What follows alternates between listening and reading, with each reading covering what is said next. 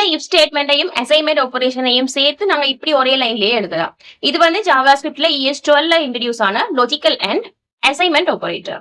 இவரை நாங்க எப்படி எழுதலாம்? எக்ஸ் சமன் எக்ஸ் அண்ட் 10 சொல்லி எழுதலாம். எக்ஸுக்கான வேல்யூ வந்து 4. சோ 4 அண்ட் 10 சொல்லி வரும்.